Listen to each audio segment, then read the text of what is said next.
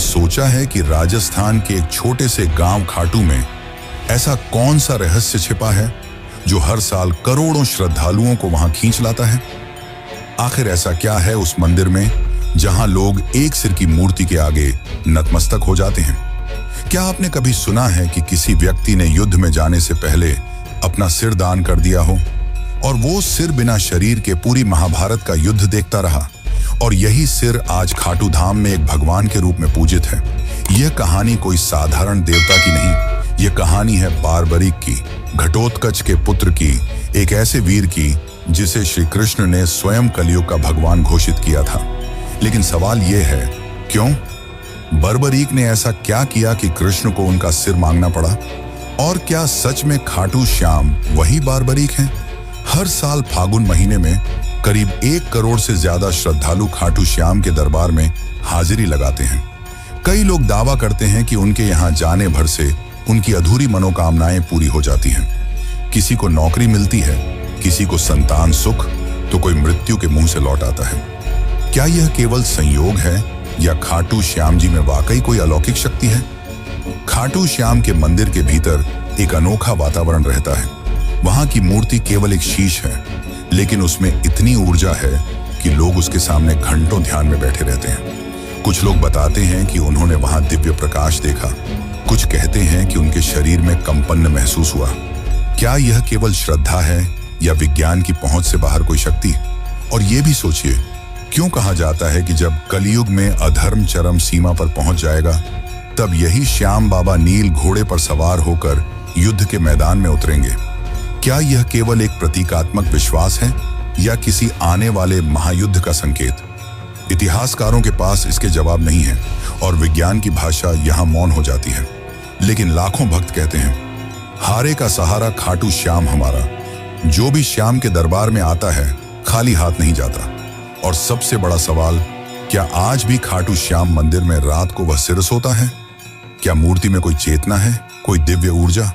इन सारे सवालों के जवाब आपको इस डॉक्यूमेंट्री में मिलेंगे। हम जाएंगे उस भूमि पर जहां कृष्ण ने बारबरीक की परीक्षा ली थी, उस इतिहास में जहां युद्ध से पहले एक सबसे बड़ा बलिदान हुआ था, और उस मंदिर तक जहां हर धड़कन श्याम नाम का जाप करती है। तैयार हो जाइए एक ऐसी यात्रा पर जहां आस्था, इतिहास, विज्ञान और रहस्य सब एक साथ मिलते हैं, खाटू श्याम के दिव्य और रहस्यमयी संसार में। लेकिन उससे पहले अगर चैनल पर नए हैं तो वीडियो को लाइक करके चैनल को सब्सक्राइब जरूर कर लें। ये आपके लिए तो फ्री है, पर इससे हमारी काफी मदद हो जाती है। साल 2019 की बात है। राजस्थान के सीकर जिले का एक व्यापारी दिल्ली के एक बड़े अस्पताल में जिंदगी और मौत की जंग लड़ रहा था। डॉक्टरों ने जवाब दे दिया था, अब बस चमत्कार ही बचा सकता है। घर वाले टूट चुके थे, लेकिन तभी उस व्यापारी की पत्नी ने एक फैसला लिया। वो सीधा खाटू श्याम जी के दरबार पहुंची।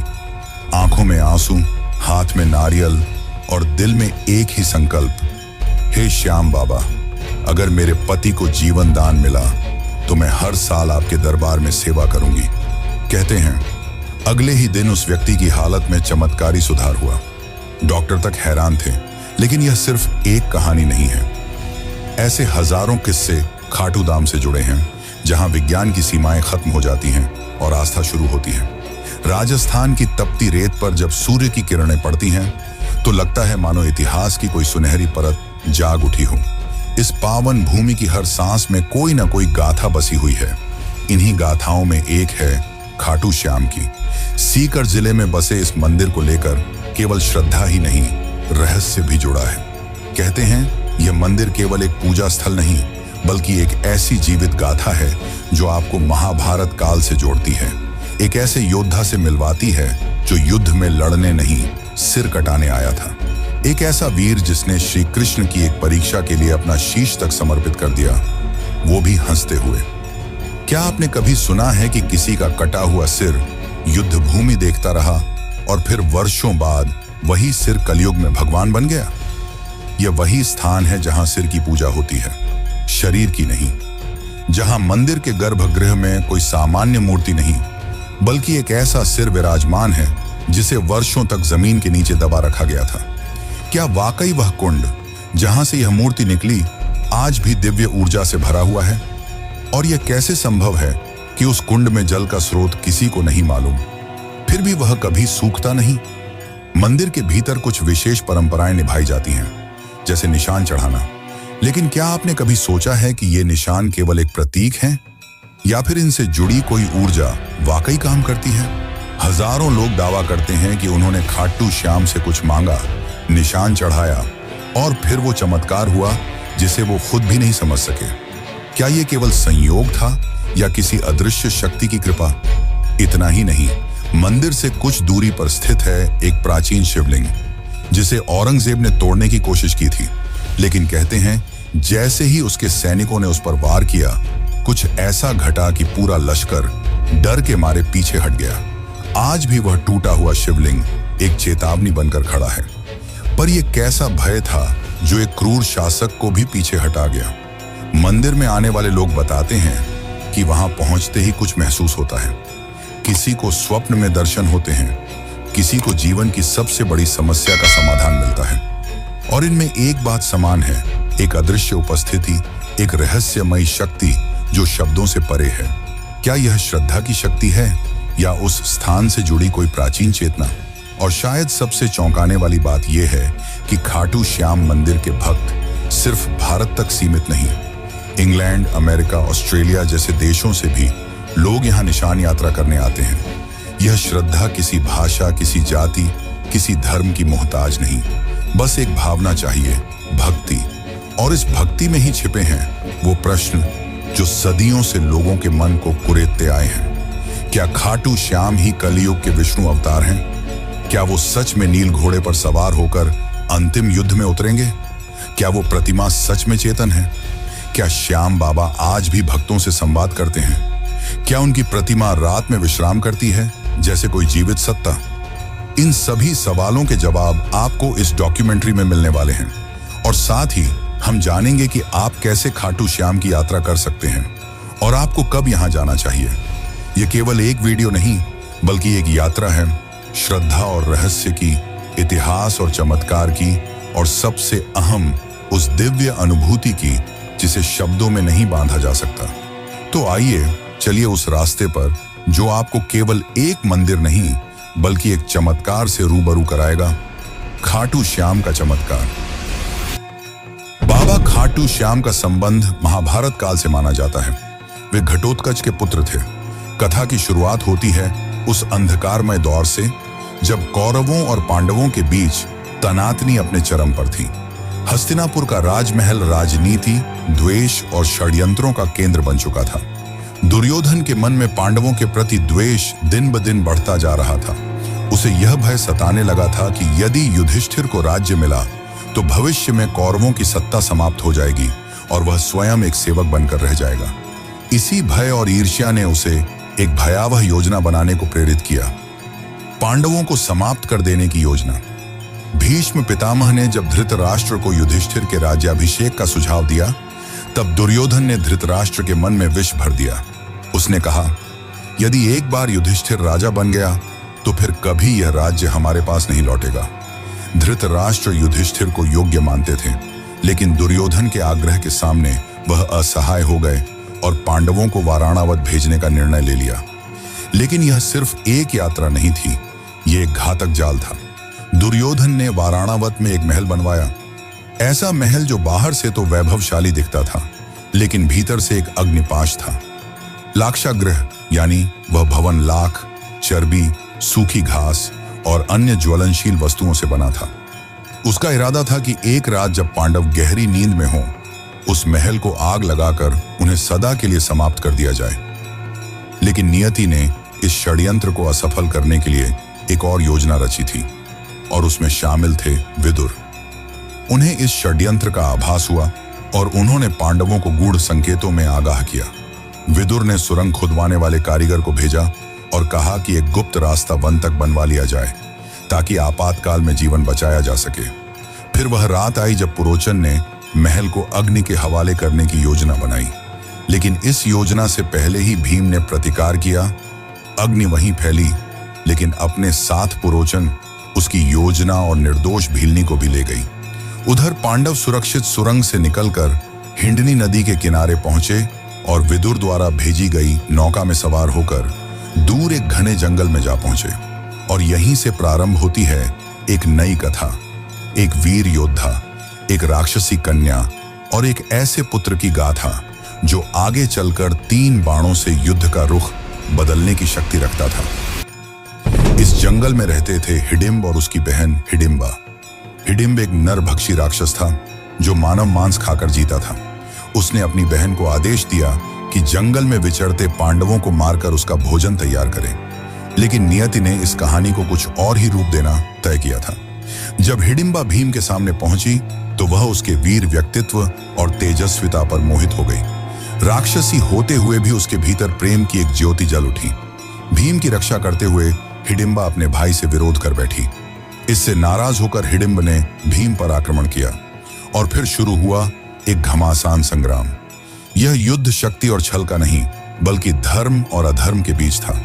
अंततः भीम ने हिडिंब को परास्त कर मार गिराया। इसके बाद हिडिंबा ने भीम के सामने विवाह का प्रस्ताव रखा। पहले तो भीम ने उसे अस्वीकार कर दिया, लेकिन जब माता कुंती ने हस्तक्षेप किया और एक शर्त रखी कि विवाह के बाद संतान प्राप्ति तक ही वह साथ रहे, तो यह विचित्र विवाह संपन्न हुआ। जंगल में उनका गंधर्व विवाह हुआ और वहीं जन्म हुआ एक तेजस्वी बालक का, घटोत्कच। घटोत्कच का व्यक्तित्व भीम जैसा ही था, बलशाली, पराक्रमी और न्यायप्रिय। कालांतर में उसका विवाह दैत्यराज मुरा की पुत्री अहिलावती से हुआ और उनके 2 पुत्र हुए, अंजनपर्वा और बर्बरीक। बर्बरीक यानी वह योद्धा जिसकी गाथा आगे चलकर काल के गर्व को चूर कर देगी। वह बालक जिसने बाल्यकाल में ही शिव की तपस्या की और उनसे 3 अमोघ बाणों का वरदान पाया, और यह वही 3 बाण थे जिनसे वह किसी भी युद्ध में संपूर्ण सेना का अंत कर सकता था, मात्र 3 बाणों से। लेकिन उसकी वीरता से भी अधिक अद्भुत थी उसकी सत्यनिष्ठा। अपनी माता से किए एक वचन ने उसे एक ऐसे मार्ग पर ला खड़ा किया जहां से इतिहास की धारा मुड़ गई। वह वचन था, मैं सदा हारे की ओर से युद्ध करूंगा। और यहीं से प्रारंभ होता है खाटू श्याम बनने की ओर उसका अंतिम सफर। घटोत्कच और अहिलावती का वह तेजस्वी पुत्र बर्बरीक बचपन से ही असाधारण प्रतिभा का धनी था। उसकी आंखों में वीरता की चमक थी और हृदय में धर्म की लौ। वह युद्ध विद्या, अस्त्र शस्त्र, नीति और तपस्या में अपराजय था, लेकिन उसकी सबसे बड़ी शक्ति थी उसकी आस्था। जब वह थोड़ा बड़ा हुआ, उसकी माता अहिलावती ने उसे एक दिव्य उद्देश्य के लिए तैयार किया। उन्होंने उसे भगवान शिव की कठोर तपस्या करने को प्रेरित किया। बर्बरीक ने तप की आग में अपने शरीर को तपाया और उसकी भक्ति से प्रसन्न होकर महादेव ने उसे 3 अमोघ बाणों का वरदान दिया। ये बाण कोई साधारण बाण नहीं थे। ये बाण ऐसे थे कि एक से लक्ष्य को चिह्नित किया जा सकता था, दूसरे से उसका संहार और तीसरे से उसे वापस बुलाया जा सकता था। कहा जाता है कि मात्र इन 3 बाणों से वह समस्त पृथ्वी की सेनाओं का अंत कर सकता था। समय बीतता गया और युद्ध का वह क्षण समीप आ गया जिसे महाभारत के नाम से जाना जाता है। कुरुक्षेत्र की भूमि पर धर्म और अधर्म आमने सामने थे। सभी योद्धा एकत्र हो चुके थे। उसी समय बर्बरीक ने युद्ध भूमि में जाने का निश्चय किया। वह युद्ध में भाग लेना चाहता था क्योंकि उसका हृदय न्याय के लिए धड़कता था, परंतु उसकी मां से लिया गया वचन अब उसके रास्ते में खड़ा था। उसने प्रण लिया था कि वह सदैव हारे हुए पक्ष की ओर से लड़ेगा। कुरुक्षेत्र जाते हुए जब वह अपने नीले रंग के घोड़े पर सवार होकर चला तो मार्ग में एक ब्राह्मण ने उसका रास्ता रोक लेता है। लेकिन वह कोई साधारण ब्राह्मण नहीं था। वह स्वयं भगवान श्री कृष्ण थे जो उसकी शक्ति और उसके निर्णय की परीक्षा लेना चाहते थे। कृष्ण ने मुस्कुराकर पूछा, वत्स, तुम कहां जा रहे हो?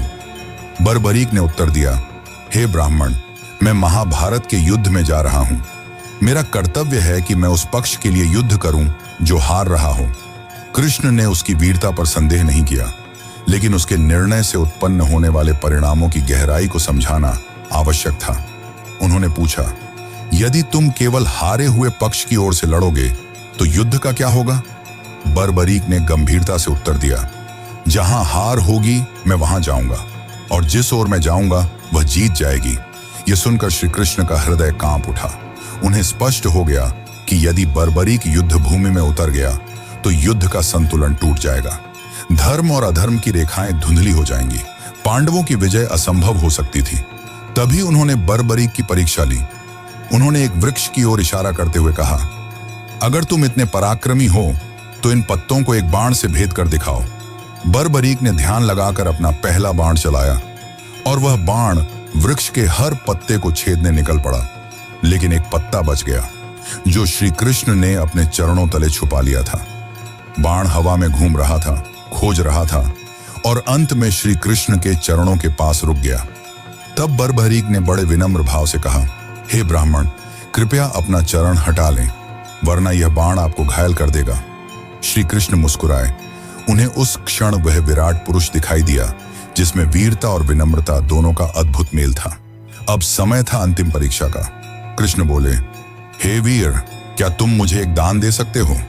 बर्बरीक ने बिना झिझक कहा, हे ब्राह्मण, जो भी मांगेंगे मैं अर्पित करूंगा। तब श्री कृष्ण ने कहा, मैं तुमसे तुम्हारा शीश मांगता हूं। क्षण भर को सन्नाटा छा गया, लेकिन न तो बर्बरीक भयभीत हुआ न विचलित। उसने बस एक आग्रह किया, हे ब्राह्मण, आप अपने असली रूप में प्रकट हों, क्योंकि ऐसा दान कोई सामान्य व्यक्ति नहीं मांग सकता। तभी श्री कृष्ण ने अपना विराट स्वरूप प्रकट किया। चतुर्भुज, पीतांबरधारी, सुदर्शनधारी, चंद्रवदन श्रीहरि के रूप में। बर्बरीक ने हाथ जोड़ ली। उसे अब स्पष्ट हो गया कि यह कोई साधारण युद्ध नहीं, बल्कि धर्म और अधर्म की अंतिम परीक्षा है। तब श्री कृष्ण ने कहा, हे वीर, तुम्हारा बल, तुम्हारा त्याग और तुम्हारी भक्ति इस युग को दिशा देंगे। मैं चाहता हूं कि तुम युद्ध भूमि में दर्शक बनो। मैं तुम्हारे शीश को अमृत से स्नान कराऊंगा। तुम पूरे युद्ध को देखोगे और न्याय के आधार पर निर्णय दोगे। और सुनो, कलयुग में जब धर्म क्षीण होगा, तब लोग तुम्हें हारे का सहारा कहकर याद करेंगे। वे तुम्हारे सिर की पूजा करेंगे, क्योंकि उसमें मेरा अंश रहेगा। तुम्हारा नाम होगा श्याम और तुम मेरे ही रूप में पूजे जाओगे। श्री कृष्ण ने अपने हाथों से उसका शीश लिया और उसे युद्ध भूमि की एक ऊंची पहाड़ी पर स्थापित किया, जहां से उसने महाभारत का संपूर्ण युद्ध देखा, न्याय की दृष्टि से, बिना किसी पक्षपात के। और इस प्रकार जन्म हुआ खाटू श्याम का। जितना ही रहस्यमयी खाटू श्याम है, उतना ही रहस्यमयी इस मंदिर का निर्माण। तो चलिए अब जानते हैं मंदिर के निर्माण की असली कहानी। खाटू श्याम मंदिर का इतिहास उतना ही गूढ़ है जितनी इसकी महिमा। जब जब कालखंड चुप रहता है, तब तब कोई स्थल, कोई घटना, कोई संकेत स्वयं बोल उठता है। और खाटू श्याम धाम का निर्माण भी एक ऐसी ही पुकार से आरंभ होता है। यह केवल ईंट और पत्थरों की रचना नहीं थी, बल्कि यह उस अलौकिक चेतना की पुनः अभिव्यक्ति थी जो कलयुग में मानवता का अंतिम सहारा बनकर अवतरित हुई। इस पावन मंदिर की नींव उस क्षण पड़ी जब राजस्थान की तपती धरती पर एक असामान्य घटना घटी। कहते हैं यह कोई मंदिर स्थल नहीं था, न ही कोई पवित्र तीर्थ, बल्कि सीकर जिले का एक साधारण सा गांव खाटू। पर एक दिन जैसे स्वयं भगवान ने उस भूमि को पुकारा हो, एक गाय चढ़ते चढ़ते एक विशेष स्थान पर पहुंची और बिना किसी कारण उसके थन्नों से दूध बहने लगा। यह घटना कोई संयोग नहीं थी, यह प्रकृति की चेतावनी थी कि उस धरती के गर्भ में कोई अलौकिक सत्य छुपा है। जैसे जैसे यह बात गांव में फैली, जिज्ञासा बढ़ती गई। ग्रामीणों ने मिलकर उस स्थान की खुदाई करने का निर्णय लिया और जब मिट्टी की परतें हटती चली गईं, तब वहां से निकला एक दिव्य सिर, एक चमत्कारी मुखाकृति जो देखने में साधारण नहीं बल्कि पूर्ण रूप से तेजस्वी और अलौकिक प्रतीत होती थी। उस सिर के साथ कोई आवाज नहीं थी, कोई शब्द नहीं थे, लेकिन फिर भी मानो उसने सबको पुकारा, एक मौन संवाद की तरह। ग्रामीणों ने उस सिर को एक सम्मानित ब्राह्मण को सौंप दिया। उन्होंने उसे अपने घर ले जाकर श्रद्धा से पूजन करना प्रारंभ किया, बिना यह जाने कि आगे क्या करना है। कई दिन बीते। पूरा गांव प्रतीक्षा में था कि अब इस दिव्यता का मार्गदर्शन कौन करेगा। तभी उस रात्रि को खाटू के तत्कालीन शासक राजा रूप सिंह चौहान को एक दिव्य स्वप्न आया, जिसमें स्वयं श्याम बाबा ने आदेश दिया कि मेरे इस स्वरूप के लिए एक मंदिर का निर्माण करो। अब मैं इस स्थान पर वास करना चाहता हूं। समय आ गया है। राजा की आंख खुली और उनके अंदर किसी और ही ऊर्जा का संचार हो चुका था। सुबह होते ही उन्होंने अपने शिल्पियों और पुरोहितों को बुलाया और उस स्थान पर एक भव्य मंदिर के निर्माण का आदेश दिया। इतिहासकार मानते हैं कि यह वर्ष 1027 ईस्वी का काल था, जब फाल्गुन शुक्ल एकादशी के पावन दिन, ठीक उसी दिन जब बाद में खाटू श्याम का विशाल मेला लगने लगा, उस दिव्य मस्तक की प्रतिष्ठा विधिवत की गई। इसके साथ ही खाटू नामक यह गांव, जिसने कभी कोई विशेष धार्मिक पहचान नहीं रखी थी, देखते ही देखते आस्था का केंद्र बन गया। मंदिर का प्रारंभिक निर्माण अत्यंत साधारण था, ईंट, चूना और सीमित शिल्पकारी के साथ। लेकिन समय जैसे जैसे बीतता गया, इसकी महिमा फैलती चली गई। लोगों ने चमत्कार अनुभव किए, बीमारियां ठीक हुईं, बंजर को संतान मिली, भटके हुए रास्ता पा गए। और इन चमत्कारों की साक्षी बनती रही वो मूर्ति जो आज भी उसी गर्भगृह में विराजती है। लगभग 7 शताब्दियों के बाद 1720 ईस्वी में जब खाटू क्षेत्र मारवाड़ रियासत के अधीन आया, तब वहां के प्रभावशाली दीवान अभय सिंह को भी खाटू श्याम बाबा ने स्वप्न में आदेश दिया। उन्होंने इस मंदिर का भव्य रूप में जीर्णोद्धार करवाया।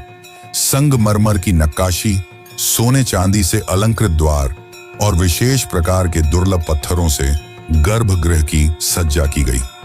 यह वही मूर्ति है जो आज भी खाटू के मंदिर में स्थापित है, और मान्यता है कि यह किसी साधारण पत्थर की नहीं, बल्कि कृष्णकालीन श्याम वर्ण चित्त की प्रतीक शिला की है। मंदिर का वास्तु भी अद्भुत है। इसके शिखर पर लहराता ध्वज बाबा के उस संकल्प का प्रतीक है जो उन्होंने महाभारत युद्ध के पूर्व कृष्ण से किया था। मैं उस ओर रहूंगा जो धर्म की ओर होगा। और गर्भगृह की शांति एक ऐसी अनुभूति देती है कि मानो स्वयं श्याम बाबा आपकी सांसों की गति पढ़ रहे हों। खाटू श्याम मंदिर आज न केवल एक धार्मिक स्थल है, बल्कि एक जीवित परंपरा है। फाल्गुन मेला, लक्खी यात्राएं, निशान यात्रा, खाटू नरेश के जयकारे और वो भजन, श्याम तेरी बंसी पुकारे राधा नाम, ये सब मिलकर इस मंदिर को केवल एक स्थान नहीं, बल्कि एक आध्यात्मिक ऊर्जा का केंद्र बनाते हैं। कई विद्वान मानते हैं कि यह मंदिर इतिहास और अध्यात्म के बीच का एक जीवन संगम है। जहां सिर्फ दर्शन नहीं होते, वहां एक भरोसा जन्म लेता है कि जब कोई हारा हुआ इस दरबार में आता है, तो बाबा उसे फिर से जीवन से जोड़ देते हैं। तो जब अगली बार आप खाटू श्याम के दर्शन करें, तो सिर झुकाएं, केवल एक मन्नत के लिए नहीं, बल्कि उस त्याग के लिए जिसने युद्ध छोड़कर सेवा चुनी, और उस धरोहर के लिए जिसने कलयुग में भी भक्तों को विश्वास से जोड़े रखा। खाटू धाम में जहां एक ओर बाबा श्याम का भव्य मंदिर भक्तों की श्रद्धा का केंद्र बना हुआ है, वहीं इस स्थान का सबसे रहस्यमयी और चमत्कारिक स्थल है श्याम कुंड। यह कोई साधारण जलाशय नहीं, बल्कि एक ऐसी पवित्र सरिता है जिसे स्वयं बाबा श्याम के शीश से जुड़ा हुआ माना जाता है। मान्यता है कि जब उस दिव्य मस्तक को धरती की गर्त से निकाला गया था, ठीक उसी स्थान पर यह कुंड प्रकट हुआ, और तभी से यह कुंड केवल जल का स्रोत नहीं रहा, यह बना भक्तों की आत्मा को शुद्ध करने वाला एक अलौकिक स्नान तीर्थ। कहते हैं, इस कुंड में डुबकी लगाने मात्र से जीवन भर के पाप मिट जाते हैं। श्रद्धालु जब यहाँ आते हैं, तो आंखों में आंसू, हाथ जोड़कर सीने में उम्मीद और आत्मा में पश्चाताप लेकर श्याम कुंड की ओर बढ़ते हैं। हर डुबकी, हर प्रार्थना एक कहानी होती है, किसी की टूटी उम्मीद जुड़ने की, किसी की बिगड़ी तकदीर सुधरने की। कुंड का जल सदा शांत, ठंडा और निर्मल रहता है, मानो खुद बाबा श्याम उसमें समाये हों। इस कुंड को लेकर एक और बात इसे पूरी तरह रहस्य से भर देती है। आज तक कोई यह निश्चित नहीं कर पाया कि इसका जल आता कहां से है। वैज्ञानिक दृष्टिकोण से जब भी इसे परखा गया, इसकी कोई स्पष्ट जलधारा न तो ऊपर से आती दिखी, न नीचे से कोई स्रोत मिला, पर फिर भी कुंड हमेशा लबालब रहता है, और इसीलिए लोग कहते हैं कि इसका जल पाताल लोक से आता है। ये बात सुनने में कल्पना जैसी लगती है, लेकिन जब आप वहां खड़े होकर चारों ओर देखेंगे और महसूस करेंगे कि कोई स्रोत न होते हुए भी जल लगातार बना रहता है, तब एक अलौकिक सिहरन आपके भीतर दौड़ जाती है। यह कुंड अपने आप में एक मौन चमत्कार है, जो सिर्फ आंखों से नहीं, हृदय से महसूस किया जा सकता है। श्याम कुंड से कुछ ही दूरी पर स्थित है दो और पवित्र स्थल, गौरी शंकर मंदिर और गोपीनाथ मंदिर। इनमें से गौरी शंकर मंदिर के साथ जुड़ी एक कथा दिल को झकझोर कर रख देती है। यह घटना तब की है जब मुगल सम्राट औरंगजेब की सेना ने इस पावन स्थल को निशाना बनाया था। धार्मिक स्थलों को नष्ट करना उसकी नीति थी और खाटू भी उसकी लिस्ट में आ गया था। उसकी सेना जब इस मंदिर को गिराने पहुंची तो सबसे पहले शिवलिंग पर भालों से प्रहार किया गया, परंतु उस क्षण कुछ ऐसा घटित हुआ जिसे देखकर सैनिकों की रूह कांप उठी। जैसे ही भाले शिवलिंग से टकराए, वहां से रक्त की धार फूट पड़ी। यह कोई कल्पना नहीं थी। वहां उपस्थित सैकड़ों लोगों ने स्वयं अपनी आंखों से वह दृश्य देखा। यह मानो शिवजी का प्रत्यक्ष आक्रोश था जो उन्हें अपनी रक्षा के लिए जगाना पड़ा। सैनिक घबरा गए, उनके हाथ कांपने लगे और वे डर के मारे वहीं से भाग खड़े हुए। और आज भी सैकड़ों साल बीत जाने के बाद भी उस शिवलिंग पर भाले के निशान स्पष्ट रूप से देखे जा सकते हैं। वो घाव जो उस दिन धर्म की रक्षा में स्वयं भगवान ने झेले थे। इस घटना के बाद किसी भी आक्रमणकारी की हिम्मत नहीं हुई कि वह इस धाम की ओर आंख उठाकर भी देखें। राजस्थान की राजधानी जयपुर से लगभग 80 किलोमीटर दूर स्थित यह खाटू धाम आज भले ही भक्तों का तीर्थ है, पर हर ईंट, हर दीवार, हर मोड़ किसी चमत्कार, किसी त्याग और किसी पुकार की कहानी कहती है। यहाँ केवल यात्रा नहीं होती, यहाँ होता है एक आध्यात्मिक विसर्जन, जहाँ लोग अपने भूतकाल, अपने कर्म, अपने दुखों को छोड़कर वापस एक नए जीवन के साथ लौटते हैं। इस धाम तक पहुंचने के लिए अक्सर रिंग्स के मार्ग की सिफारिश की जाती है और यह रास्ता भी प्रतीक बन जाता है उस भावनात्मक यात्रा का। तो चलिए अब मैं आपको लेकर चलता हूं एक ऐसी यात्रा पर जो सिर्फ पैरों से नहीं बल्कि दिल से पूरी की जाती है। यह यात्रा है खाटू श्याम जी के दरबार की, जो आपको भीतर तक छू जाती है। मान लीजिए कि आप तय कर चुके हैं, इस बार बाबा श्याम के दर्शन जरूर करने हैं। आप सुबह सुबह अपने घर से निकलते हैं, दिल में एक अजीब सी हलचल लिए, जैसे कोई आपको खींच रहा हो। रास्ते भर हारे का सहारा बाबा श्याम हमारा की धुन जैसे हर सांस में गूंजती रहती है। आप जयपुर, दिल्ली, चंडीगढ़ या देश के किसी भी कोने से यात्रा शुरू करें, ज्यादातर लोग खाटू श्याम पहुंचने के लिए रिंग स्टेशन का रुख करते हैं। यह स्टेशन खाटू धाम से लगभग 17 से 18 किलोमीटर की दूरी पर स्थित है। जैसे ही ट्रेन स्टेशन पर रुकती है, आप देखेंगे कि सैकड़ों लोग पहले से बाबा की जयकारों के साथ तैयार खड़े हैं। स्टेशन से बाहर निकलते ही आपको हर तरफ श्याम भक्त नजर आएंगे। कोई दंडी यात्रा कर रहा है, कोई निशान लेकर चल रहा है, कोई नंगे पांव, कोई माथे पर गुलाल लगाए, आंखों में आस्था लिए बाबा की ओर बढ़ता चला जा रहा है। अगर आप पैदल यात्रा करना चाहते हैं तो रींग से खाटू श्याम तक की ये लगभग 17 किलोमीटर की यात्रा आपके लिए एक तपस्या जैसी बन जाती है। रास्ते में भक्त भजन गाते हुए चलते हैं, श्याम तेरे भक्त दीवाने जैसे गीत हवा में गूंजते हैं। जगह जगह पर लंगर लगे होते हैं, जहां स्थानीय लोग और स्वयंसेवी संस्थाएं श्रद्धा से भोजन, पानी और विश्राम की व्यवस्था करते हैं। कोई आपको कंधा पकड़कर आगे बढ़ाता है, कोई पंखा झलता है और कोई आपके पैर दबा देता है। ये वो यात्रा है जहां अजनबी भी अपने से लगते हैं। अगर आप पैदल नहीं चल सकते या समय कम है तो ऑटो, टैक्सी, बसें भी आसानी से उपलब्ध हैं, जो आपको सीधे मंदिर के निकट ले जाती हैं। लेकिन जो मजा उस पैदल यात्रा में है वो शब्दों में नहीं बताया जा सकता। वो तो खुद चलकर ही महसूस किया जा सकता है। जैसे जैसे आप मंदिर के निकट पहुंचते हैं, हवा की खुशबू बदलने लगती है। गुलाल, चंदन, अगरबत्ती, फूलों की मिलीजुली महक मन को शांति देती है। मंदिर के बाहर आपको बड़ी संख्या में दुकानें मिलेंगी, जहां से आप प्रसाद, चुनरी, निशान, माला और बाबा के वस्त्र ले सकते हैं। कुछ श्रद्धालु यहां से बाबा के लिए विशेष भेंट लेकर जाते हैं। कतार में लगने से पहले आप अपने पैरों को श्याम कुंड के शीतल जल में धो सकते हैं। मान्यता है कि यहाँ स्नान करने से आत्मा तक शुद्ध हो जाती है। फिर आती है वो घड़ी जिसका इंतजार आपने न जाने कितने दिनों से किया होता है, दर्शन की घड़ी। कतारें लंबी हो सकती हैं, लेकिन बाबा का दरबार ऐसा है कि कोई थकता नहीं। मंदिर परिसर में भजन मंडली लगातार श्याम राग गा रही होती है। जैसे ही आप गर्भगृह में प्रवेश करते हैं और सामने बाबा श्याम की मूर्ति दिखती है, वो नीली श्याम रंग की आंखें, मोर पंख, श्रृंगार से सजे स्वरूप को देखकर ऐसा लगता है जैसे बाबा अभी बोल पड़ेंगे। उस पल में समय जैसे रुक जाता है, सांसें थम जाती हैं और आंखें नम हो जाती हैं।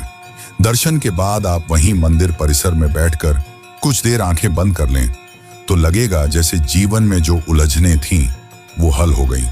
बाबा की कृपा सिर पर महसूस होने लगती है। मंदिर के पास ही आपको भव्य हवन कुंड मिलेगा जहां श्रद्धालु अपनी मनोकामनाओं की पूर्ति के लिए आहुति देते हैं।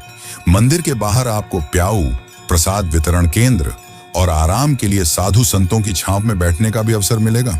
अब जब आप वापसी के लिए कदम बढ़ाते हैं तो मन भारी हो जाता है। लगता है काश थोड़ी देर और रुक सकते, पर बाबा का आशीर्वाद लेकर लौटना ही होता है।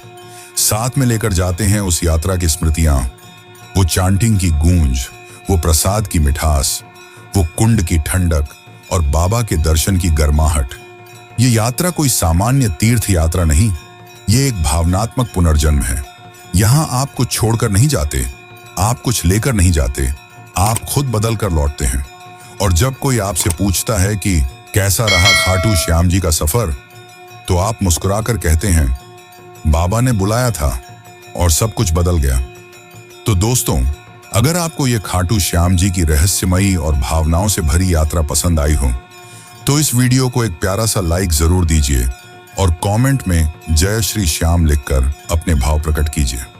ऐसे ही अद्भुत और दिल छू लेने वाले आध्यात्मिक रहस्यों से जुड़ी कहानियां पाने के लिए सब्सक्राइब जरूर करें और बेल आइकॉन दबा दें ताकि अगली वीडियो की घंटी सबसे पहले आपके पास बजे।